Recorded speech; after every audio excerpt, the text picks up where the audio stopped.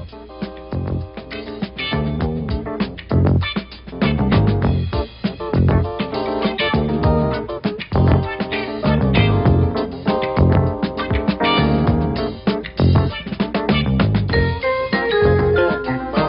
often exciting to look to the future of UNO, what it might be like in times to come.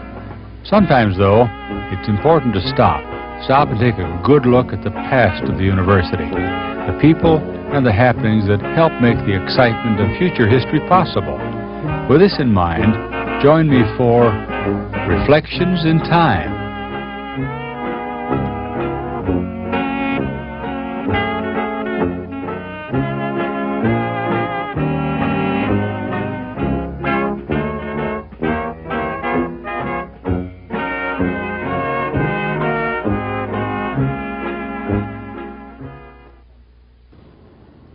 Welcome again to what we've come to call Reflections in Time. And we're reflecting on the times in the lives of a great variety of people who've been a part of our campus here at the University of Omaha and the University of Nebraska at Omaha for many, many years. And the guest for recording on this particular day in the spring, or rather the summer now, of 1983 is my friend Dr. George Harris, who has been a member of our business college faculty for a long time. I don't think I ever asked you, George, not started out that way. We'll come on through history, but where you hail from and where your roots are. I was born and grew up in Waterloo, Iowa, up in northeast Iowa, and went through high school there, and then started to college over in a small college in central Illinois at Monmouth College. Oh, yeah. Still Depression days, and after a couple of years I came home and went to work and helped out that way. I was an office worker, salesperson, so forth. Oh, so you left college for a while. And then finally decided I'd better get back to school and went over to Iowa State Teachers College in the daytime and worked at night. What's referred to now as Northern Iowa University, but it was Iowa State Teachers College then.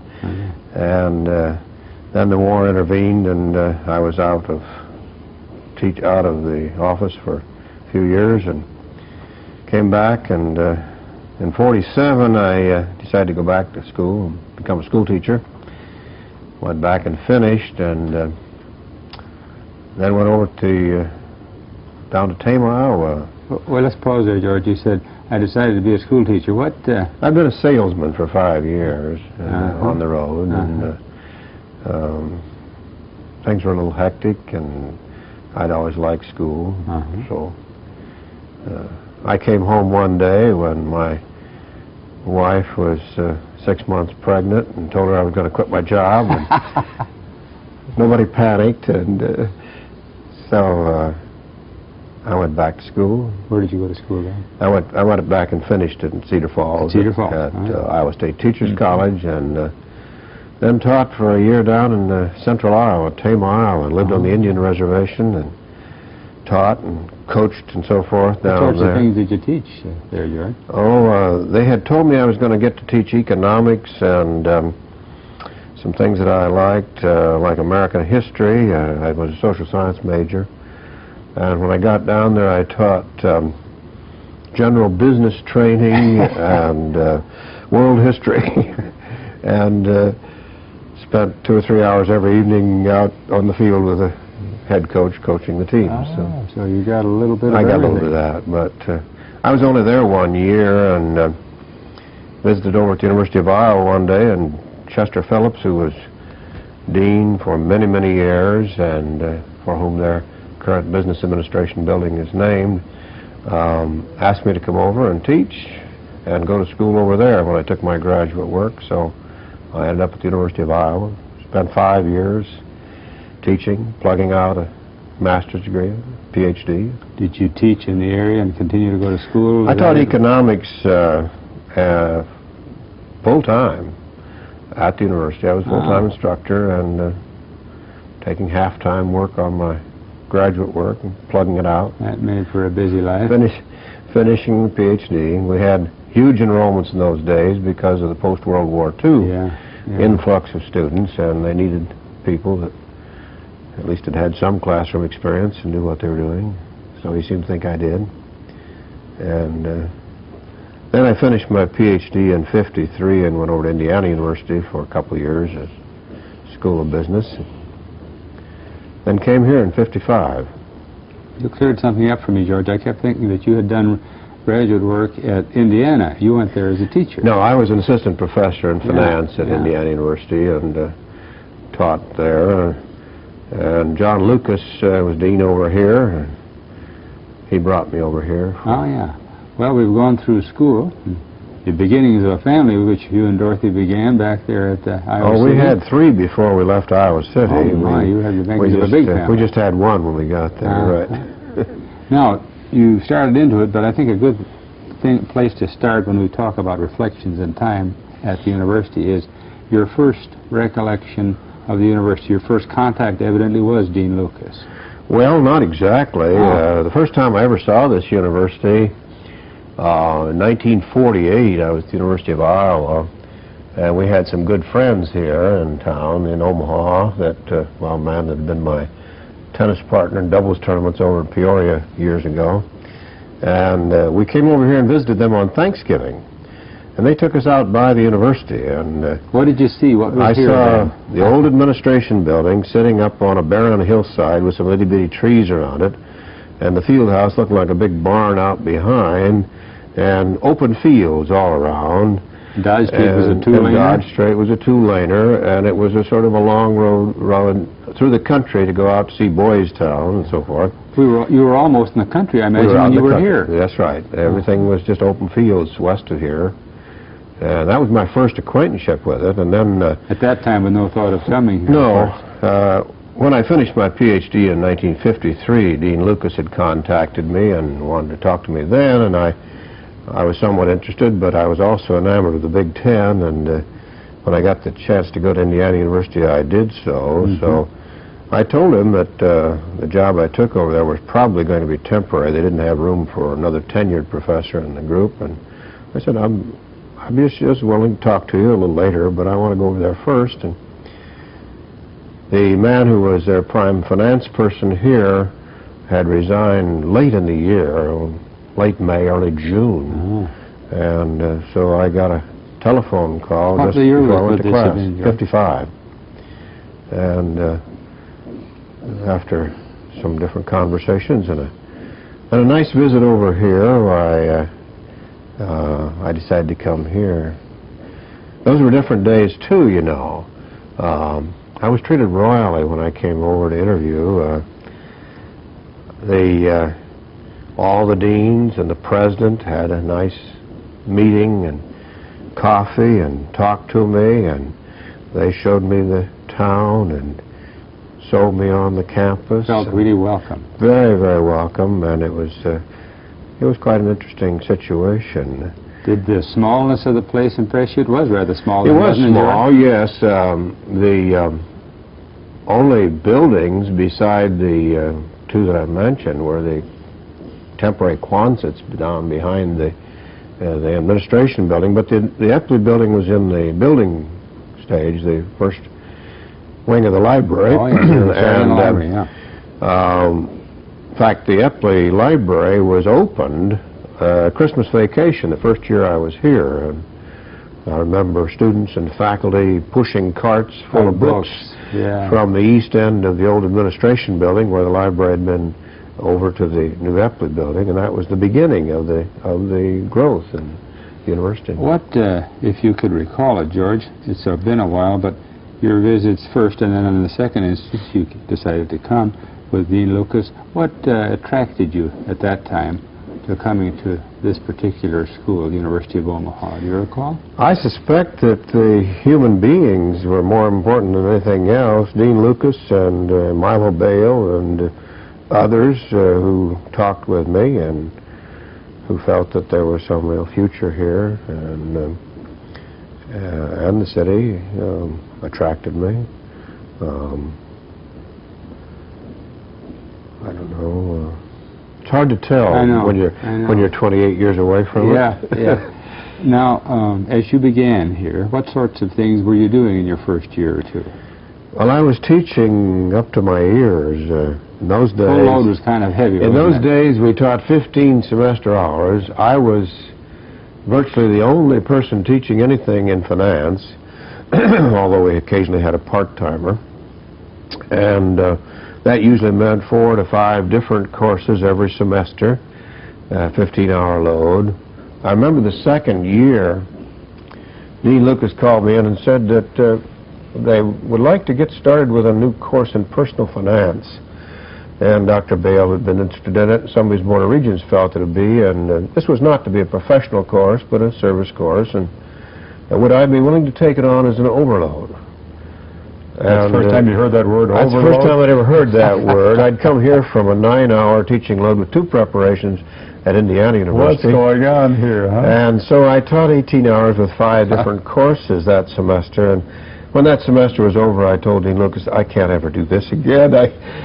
I don't think my students gain very much from this semester, and so I didn't do that any longer. But as the years went by, and I think the thing that kept me here mainly was, again, as I say, the people, but with Dean Lucas and the others who were here working with him, they were really building. They were building this College of Business Administration from scratch. We had only 16, 18 faculty members at the time I came, into a fully accredited, respectable business administration school. Yeah, there was a time when the business college was a department within the College of Liberal Arts, when it had only one college, and Dean Lucas really was the one that helped it. Yes, the school was only about 3 or 4 years old when I got here. Yeah, I thought it might be. Yes. Yeah. And it was one of those situations where a small faculty was doing an awful lot. But they were all working hard together. It was like a family group. Remember some of the people, perhaps now gone, who were your colleagues in those very early days, George? Yeah, this was, of course, there are some of the people who are still here. The year I came was the first year that this faculty at this university was over 100 people. Full-time faculty was over 100 people.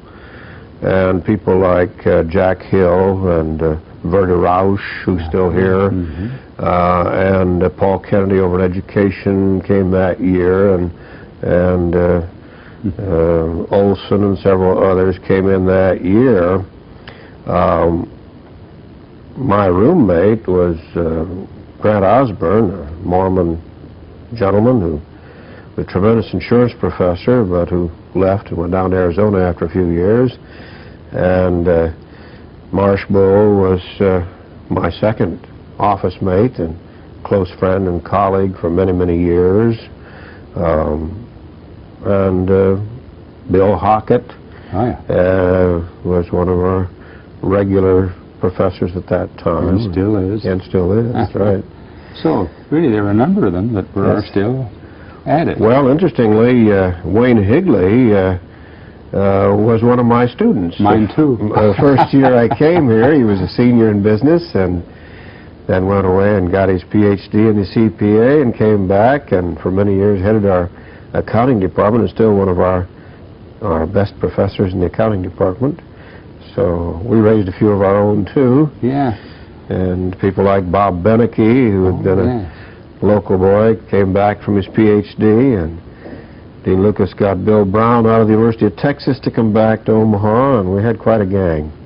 Now, in those early years, and you've mentioned a number of the people involved, and that's fine, but what was the curriculum like then within your college? Was it we had a very sparse compared to well, we had today? a very tight curriculum, although it was designed, and Dean Lucas had very carefully worked on this before we came, although he kids us now. Jack Hill and I thought we were going to redo the whole job for him, and and after a couple of years he began letting us do it, but he resisted us a little bit at first because he wasn't quite sure, but we weren't some of those others that were going to come and go quickly like some of the ones before. But the business administration curriculum had been built around the requirements of the American Association of Collegiate Schools of Business toward gaining full accreditation and respectability in the business school industry. And our professional work in business administration was very closely structured. 80% of the work that they took at the junior-senior year was required work. Oh, Very, very little elective. Of course, that made it so that with a small faculty, we could schedule because we knew exactly how many students there were at each level that were going to need to take those courses. You didn't have to offer every course every semester. No. And couldn't. And couldn't.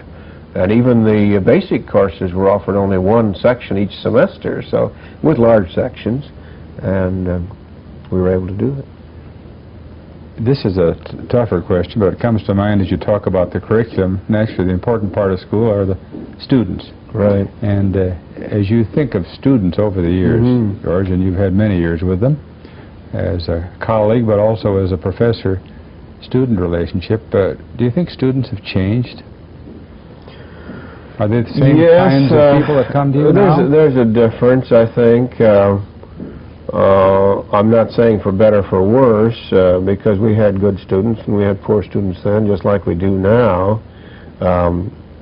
Our students, of course, have always on this campus been, and were more so, I suppose, even those days, were very serious students. They were there for business because most of them were working their way through school, or their families were sacrificing to put them through school. Yes. And the vast majority of them lived in the local area, and of course had strong local ties and the like. One thing that has changed dramatically that I think sticks in my mind is the change in mix of the sexes. In business administration, in those early years, if I had a class of 40 students and there were 2 or 3 women in the class, this was probably about par for the course. Is that right? Today we're just about 50-50, just about as many women as men. And after the first 2 years, well, a lot of the women were already had gone out, taking jobs, or were married and were gone. Where, now they're still with us and competing actively with the men, and sometimes surpassing them in their performance and the like. You know, George, you've spent time at a university such as ours, a municipal, at first, now state university, that is sort of a city university in many ways. But you came from a Big Ten university, or 2 of them, where you'd done graduate work. I spent 7 years in the Big Ten, right? I wondered, people like to make comparisons sometimes between those kinds of schools and those students and here. Did you feel that there were vast differences and changes as you came to this campus from what you were experiencing in Indiana, for example? Yeah, well, even Iowa and Indiana were very different. I probably shouldn't say too much about that. I had chafed a little bit after I'd been in Indiana for a few months about being able to get my undergraduate students to do the job that I wanted them to do, and to do all the work that I was loading on them, which I'd had no problem with at Iowa. And finally, one of my colleagues said, "Well, George, didn't they tell you this is the Playboy campus of the Big Ten before you came here?" And I began to realize that we had a double standard, that the undergraduate students were there for fun and the graduate students were there for the work. They were the workers, huh? When I came here, everybody was here for work. And we had very, very few students here that weren't really willing to do everything you told them to do and to put out. And even those who didn't have the greatest ability were trying, which was quite a refreshing thing, too. On the other hand, they didn't have the time because so many of them were working part-time. That is a great difference with our campus and others, in that we only have them during part of their very busy life, really. Right. And that's a strength, though, I think, too, as well as... And it was more so in those days than it is now. We have more people, I think, that are here full-time without work today, but at that time, 80 to 90% at least were putting themselves through school or working through school. Yeah, the part of the busiest time of the week would be the evenings, wouldn't they? Right. And of course this did make a difference too, in that the student associations and groups and so forth could not get the people, the attendance that you could at a campus university, and sorority groups and fraternities and social clubs were relatively limited in what they could do and couldn't do. There was no campus housing, which makes a tremendous difference. I recall that there was some discussion even in those days of having some some housing on campus. And Charlie Hoff was our vice president and financial man at that time, and Charlie would just shake his head and he said, "No, we're not going to change this from a 10-hour day to a 24-hour day campus." The busy people we have coming here only part of their time, but from the work world. That's made up a large part of our campus for all the time I can remember, yes. Right, George?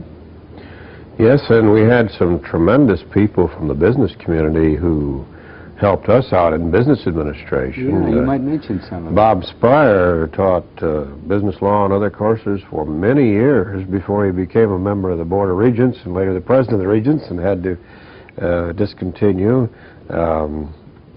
We had men from the banks, we had men from accounting firms and the like who did a yeoman job, and they still do, and a number of attorneys who came out and worked with us, and so this was really a strength rather than a weakness, I think, in not having quite so many full-time faculty. You drew heavily from the business community, but also began some ties with the community that were nice to maintain over the years. It was every person on our business administration faculty worked actively in the business community in one way or another with the areas in which they operated, and we felt that these connections were very, very profitable, both for our teaching and for our students when they got out of school and the like. Seemed to work out very well. We did go through one transition stage there early in the game that I was here.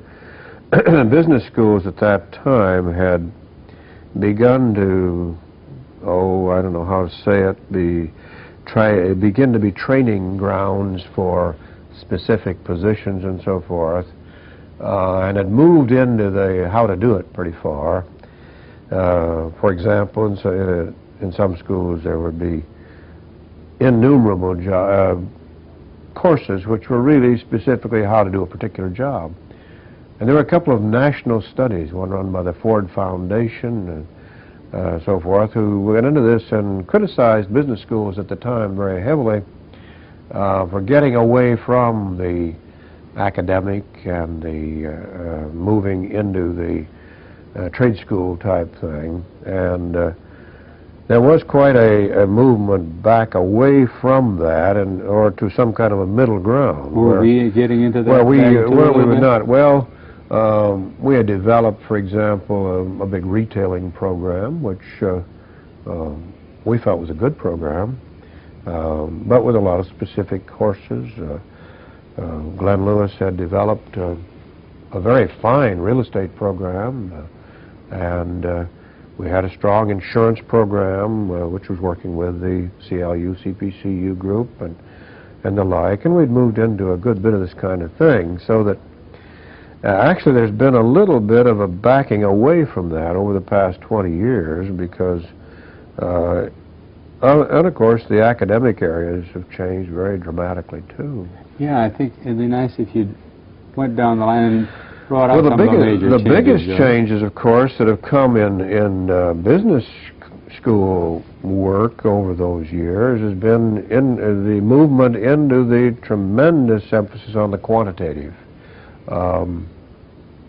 The work which has been done with mathematics and statistics, and of course the move into the computer age, has dramatically changed this kind of thing.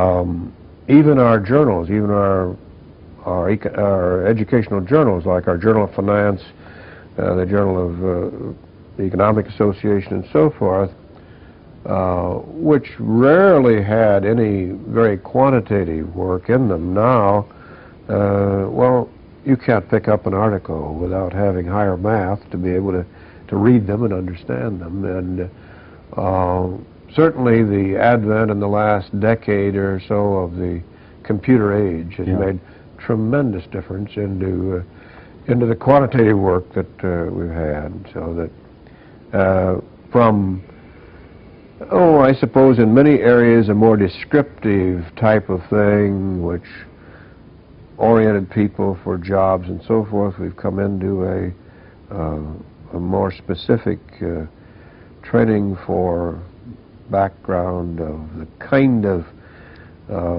technical, mechanical detail that ultimately will have to be worked out through management. The computer, for example, one of the things you've emphasized there a couple of times, George, did that really, in terms of the business curriculum, delete some courses and add some others? Actually, there have been very little deleted as far as offerings. What we did have to do was to cut that strict formula which we had of required courses back. And open up some areas so that people could specialize in areas more than they have. Now, it's still true today as it was in those early days that the Bachelor of Science in Business Administration program is a major in business administration. And when a person decides to specialize in accounting, marketing, management, finance, etc., they are not taking a major such as they are over in the Arts College. They are getting an area of specialization. On the other hand, these areas of specialization have gotten much more depth too, and students had to have more room for elective. And so several courses which we required everybody to take in those early years are now elective courses, which are still taken by a good many students. These specialty areas that you described, they're really a relatively recent addition to what is just basically well, we've always had specialty areas, but in the earlier days they were usually 12 or 15-hour concentrations, where now well, accounting's the only one that has really gone up very much. I think 24 semester hours actually required there.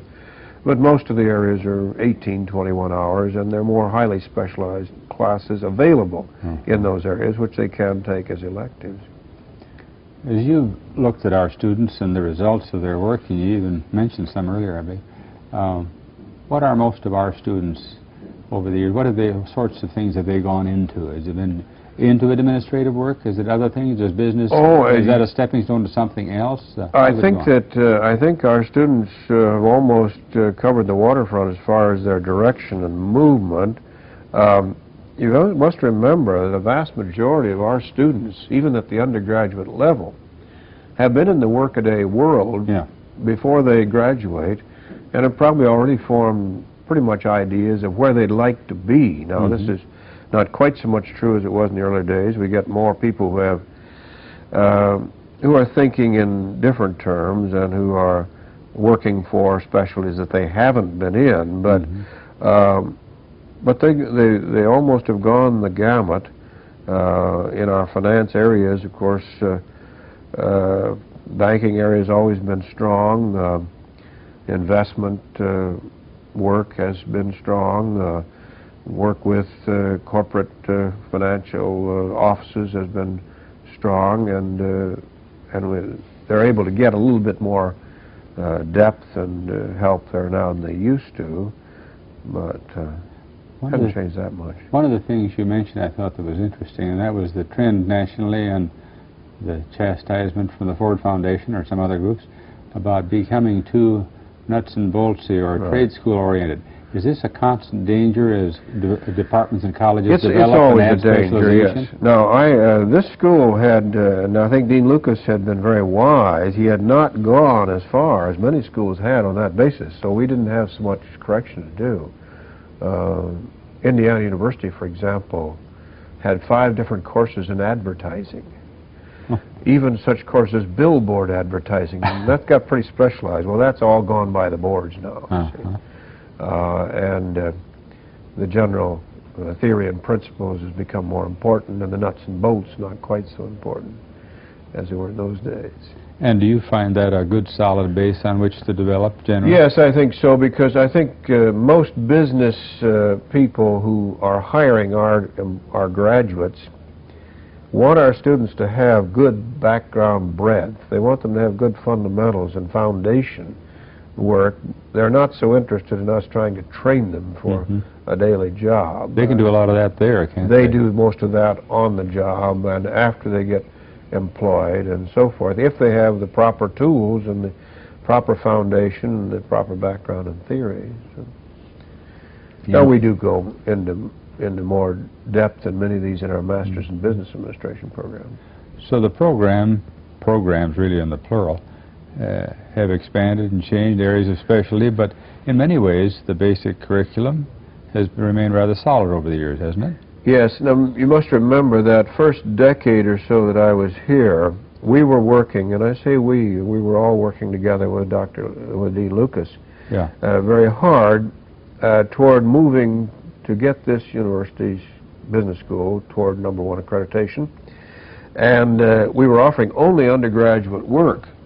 And once we got that solidly done, and I must say that we were very conservative in that we waited until we knew that there was no chance that we would be found deficient. We were one of the rare instances where the first time they looked at us, they said, "You have done the job and you can be fully accredited." But only after that did we even begin to think of master's degree work in business administration, which had proliferated throughout this country. And of course our master's degree program was built again for people who were largely already working in business and industry to help them with their advancement and to help them move forward with the jobs they were already doing. You know, this accreditation from outside groups, national, regional, whatever, it comes within the framework of lots of colleges. One stops to wonder sometimes, well, why? Why is it? Why is it so important? The student, for example, still years past got the business administration major, but there must be some sort of practical luster to all of this to make it worthwhile, isn't it, George? I think there's one thing that helped both the faculty and the students out, and that was the pressure toward allowing faculty to have time to really study and understand and know their own fields. Now, in our earlier conversations, we talked about 15-hour teaching loads with 4 and 5 different courses every semester. Right. Many people who don't work within education can't quite realize that it's very, very difficult for anybody to maintain that many specializations and even keep up with the literature and keep modern and up to date if they're having to disperse their interests that widely. One of the things that accreditation did, and the business school was the leader in this campus, was to make it possible for the faculty to have reasonable teaching loads and to cut down the number of different things they were doing at one time. Yeah, the load went down dramatically, didn't it? And it was with the cooperation of Dr. Bale and his businessmen's board at that time and the pressure that Dean Lucas kept putting on them that they finally dropped the maximum load to 12 hours, and then later as we developed graduate work allowed somewhat less than that for people who were teaching advanced work. And as the courses of the school grew larger and the faculty grew larger, it became possible to specialize more. So between those two things, and much of it because of the pressure of accreditation, I think the accrediting group did us a real service. And of course, once the business school decided to do this, why the Arts College said, why can't we too? And I think actually it strengthened the entire university.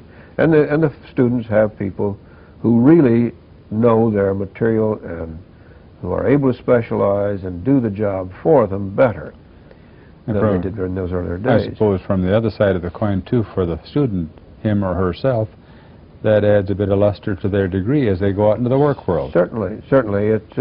It doesn't hurt a bit, and plus the fact that many of them who like to go on to graduate work, of course, find that it's a better situation. And I suppose, George, you've noticed over the years, I assume this is right, maybe I'm wrong, that more and more of our young people tend to go on to school. Oh yes, business and graduate and professional work is important, plus the fact that, of course, many of the professions and the businesses have their own programs which are based on the kind of background they have in their undergraduate work and require undergraduate degrees of that type to even get into their specialized trainings. Speaking of specialization, and you mentioned the outside emphasis of these various groups for accreditation and the strength it added to our faculty, I think something else that has added to it, and in modesty you haven't mentioned it, but it's various picks within the framework of the colleges that have been added, like the Kaiser professorship, the chair that you have been residing in for some time. I wish you'd tell us a little about that, George, what that really means. Well, what these do, of course, is to make it possible to give people an incentive to work beyond just handling teaching. This institution was known as a teaching institution for many, many years, and with the tremendously heavy loads and concentration of students for the number of faculty, it was about all they could do. But adding these types of incentives makes it possible to cut down on this, to give time for research, for work which gets into advancing the knowledge of the area, and of course also gives reputation beyond the local scene, which again aids the school in its reputation and the students as they go along. The Kaiser monies, Dr. Bale is responsible for getting that, I think. I was wondering where they came from. Well, Frederick W. Kaiser was a businessman, was president of one of the large department stores here, and a retailing man largely. Retired as a multimillionaire, lived out in California but still kept contact. And in conversations with Dr. Bale and others, he decided that after he was gone and those who depended on him had ceased their dependence, that the university should be given these monies. So as time went on, after he died, monies were put into a fund, which at the time was to be used at the discretion of the chief executive officer of the university, because he had such confidence in Dr. Bale. And one of Dr. Bale's earliest decisions was that there should be some distinguished chairs, and Roderick Crane in economics was the first one to be so named, and later on Dr. Bull and myself and Dr. Steele were given these awards. And of course it wasn't until we became a part of the state situation that there was much endowment money which came through, such as the foundation chairs that we have now and others, which have made it possible across the university to do much of this. I think one thing you were emphasizing there, George, was that it allows professors like yourself to really be encouraged and motivated strongly to do some things over and above the normal everyday work that you're involved with as a professor. Distinguished people like Ralph Wardle in the English department, the Jeffries Chair, for example, made it possible for him and to actually do writing, and which not only enhanced his reputation but that of the university, and helped his own students and so forth. I think we're gradually coming over to the area that I find often interesting when I visit with people like you on these particular tapes, George. And that's, I suppose, what makes the lifeblood of our activity here, and what helps make it worthwhile, and it's people.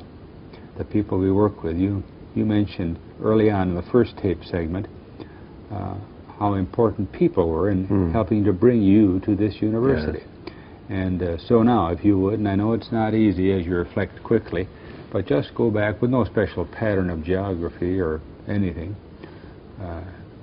to people that stand out in your mind as being important to the university and sometimes very important to you.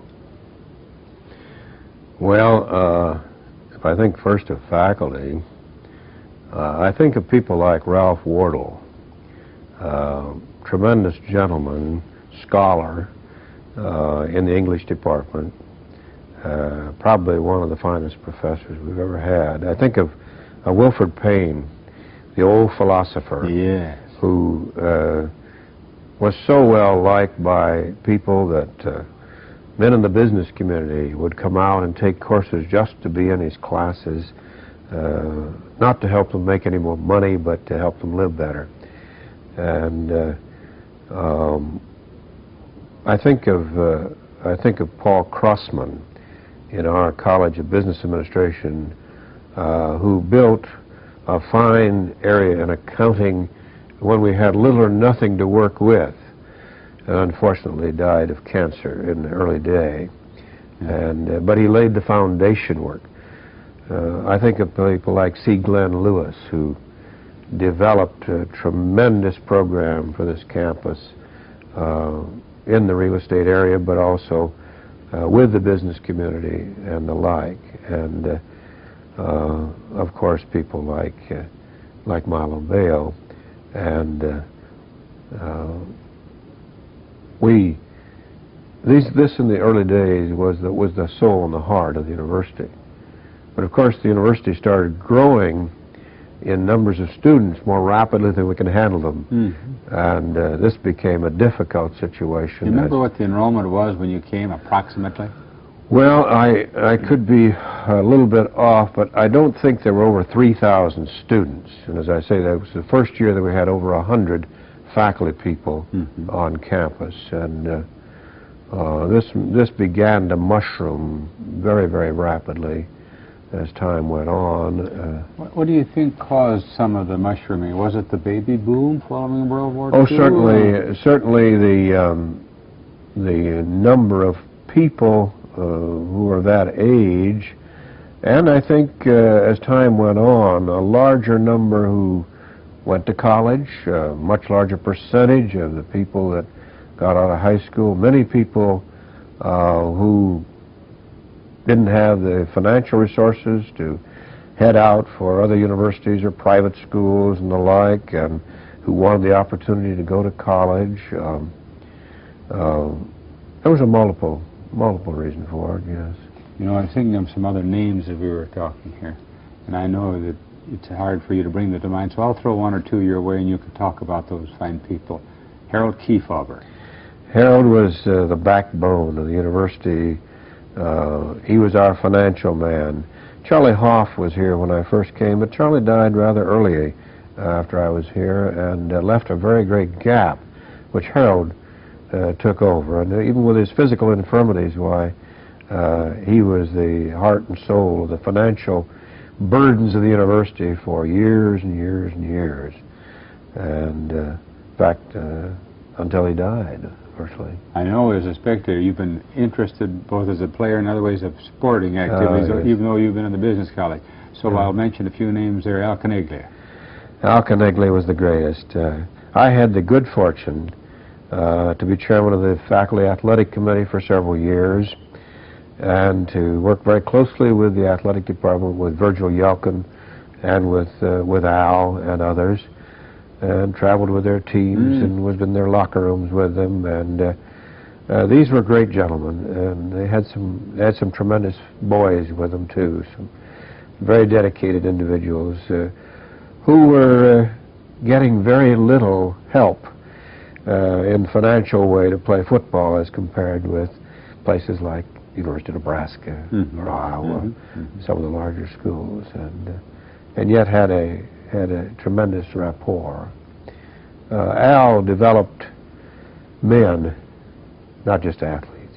There have been some fine products out of his very period fine of time here at our university. Right. Well, there are other names. Maybe we'll come to some more of them as we go along. But another thing that comes to mind as we visit here, George, in the summer of 1983, are some of the programs that have significance. And I think of one with which you certainly were involved, as we all were over the years during the 50s and 60s, and that was the Bootstrap program. That had an impact on all of us, didn't it? Yes, it had a tremendous impact, and it particularly of our work in business administration, because we had probably, as the years went by, as many as 50% of the people in that program went through our business administration programs and took a very large amount of their work with us. These were very mature people. They were selected in the first place from the military organizations, largely from the Army and the Air Force. I remember there were a few Navy and Marines, and then they cut it out for a while, but, and they were very good people. But these were people who came in, spent full time, took 18 hours work, were willing to work 24 hours a day, 7 days a week. They were really motivated. And they were motivated. Wow. And of course they pushed the classes along too. And some of the students chafed a little bit about that, you know, called them curve breakers and the like, but actually they were probably the best thing that happened because they give a cosmopolitan view to the campus and to the classes. You mentioned something right there, George, that relates to the bootstrap and everything, that cosmopolitan and the age spread. Those are great factors, aren't they? I'll never forget, Jack Leonard was one of our professors that came the same year I did. He was a business law teacher, a lawyer, and we liked to play golf those days. And there were a couple of bootstrap officers, Air Force officers. We played golf this one day. It was in the summer session, Tuesday afternoon, I think, and we enjoyed it so much we said we ought to get together this week, later this week, and do it. And the one fellow looked at us. He said, "Well," he said, "I can't do it tomorrow, the next day." He said, "I'm going to be in Japan, but I'll be back by Friday." And so we heard about Japan on Friday. Yeah, they did add a dimension that was wonderful to our campus. Right. Now, another thing that was big, and maybe we'll think of some others before we wind up here on tape 3, but it involved all of us and came on rather suddenly, but I guess we felt it was going to come sometime perhaps, and that was the merger. The merger of this university into the state system here at the University of Nebraska, along with the Med campus and the Lincoln campus. Yes. You've been through all of that, George, as we look back on it in 1983. What are your feelings about it, George? Well, I think it was a necessity. We were at a juncture where students were clamoring at the gates far more than we could possibly take care of with the financial resources of the university and the number of faculty that could be hired with the monies that came from the municipal tax and from the amount which we felt could reasonably be paid by the kind of students who were paying our tuition.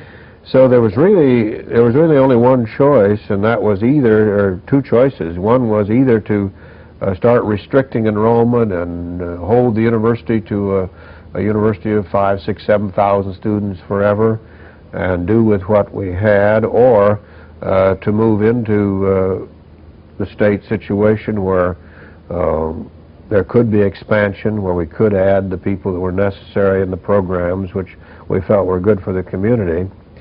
And the people of the city of Omaha said they didn't want to pay for it. In fact, they voted 70% against us when we asked for a little bit higher tax levy from them. So it was I think, a very great necessity. Now, it did change the entire tenor, the entire pattern of the university. What are some of the more obvious changes that you noticed taking place?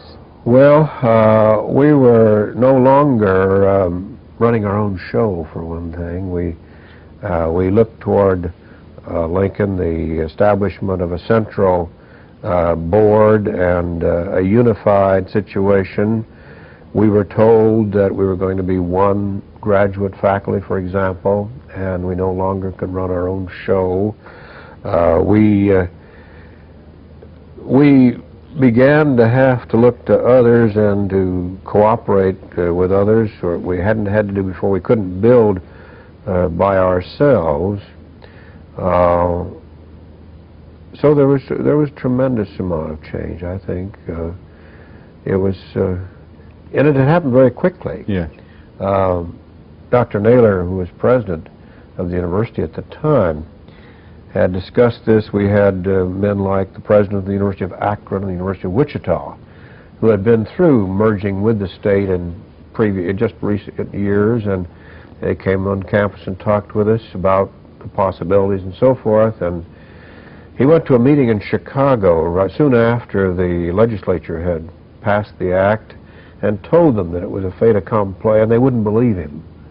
They said, "There's no way that you can do it that fast. It takes years for this sort of thing." But it happened. And so it was a rather tumultuous thing to happen almost overnight. Yeah. The way you described it, sort of nostalgically, I think of it too, and many of us who were here, if we had left it as a smaller school, do you think we would have been better off in the long run? George, speculate on the iffies there. Perhaps those of us who were here at that time would have been better off, because we were attuned to that type of a situation, and we had built that kind of a situation. I suspect that as far as the people of the city of Omaha and the state of Nebraska are concerned, we're better off to have moved, because we were able to expand. We were able to build new buildings. We were able to add new programs. We were able to grow in such a way that we could have specialized faculty where we had to cover many, many things before. We were able to, the university was able to develop some research orientation, which was almost impossible prior to that time. So there were some pains and some trauma. But I expect in the long run, for the benefit of all, it was better to have been done. You mentioned the long run, and that's what I'd like to have you do now. Take a long run back and quickly look at your life. You spent most of it as a teacher. I spent 35 years in the classroom, yes. Why did you do that, George? Well, I suspect it goes back all the way to my childhood, in that I loved school. I was one of those unusual individuals who enjoyed being in school more than out doing something else. And I suppose in my very youth, I really expected to be a preacher or a minister or something like that, and then I felt that really I wasn't fitted for that. I was pretty much a sinner, and I didn't live up to the kinds of things that ministers should do, but you know, I was ham enough that I liked to get in front of a captive audience. Yeah. And once I got into teaching, why, I knew that's where I belonged. And my greatest enjoyment over the years has been in the classroom with the students. Along that line, if you reflect back over those 35 years, if there are certain benchmarks, as we often say, things that highlight your life, what are some of the greatest satisfactions you've had totally from teaching? Oh, I think the satisfactions come on individual situations when a student comes back after many years and you find that they've done very well, and that they give you a little appreciation for having helped them along the road. 3 or 4 people who have become top professors in other universities through the years. People who have moved up in their business orientation, or come back, or I meet them at a reception and they say, I was in your classes back in the 1960s and feel that I got a lot out of that toward my benefit. I think these are the kinds of things that keep a teacher going, really. You don't do it for the money, certainly, and for the physical pleasures. It has to have you have to have some satisfaction in this. What we used to call psychic income, I guess, Paul. And we still do. And we still do. Right. Now, we're up to 1983, I guess, and if we make a leap, I've asked you to keep going into the past. You're about to really retire. You've been teaching this summer, but now it's retirement time. What are some of the things you like to do along with your good wife, Dorothy, in these years to come now? Well, people ask me, are you going to leave Omaha? And I say, no, I like Omaha. I think it's a great city. We raised our children here. This has been our home for 28 years. I have a tremendous relationship, for example, at All Saints Church with my Masonic Lodge and the Scottish Rite and the Shrine. I have a relationship with people that I like to play tennis with. I'm a tennis nut. I'm not a good tennis player any longer, but I'm a tennis nut. With people that keep me alive in my major area of academia, which is investments and security analysis. I work as a trust advisor for one of the small banks, and I think we've done a good job. And I run a trust fund for one of the other eleemosynary institutions, and there may be a few more things like that that I'll do too to stimulate. But I keep telling my colleagues over here that they haven't gotten rid of me. I'm still going to pester them, and I'm going to look over their shoulder and say, hey, why haven't you done this and that and the other thing? That's good, George. So they haven't really got rid of me completely. Well, we wish you and Dorothy and your family all that's best in these years ahead, and thanks very much for joining me to make these reflections in time, George. Thank you, Paul. Our guest for these past minutes, about 60 of them actually, has been Dr. George Harris, as we have our reflections in time here in the summer of 1983.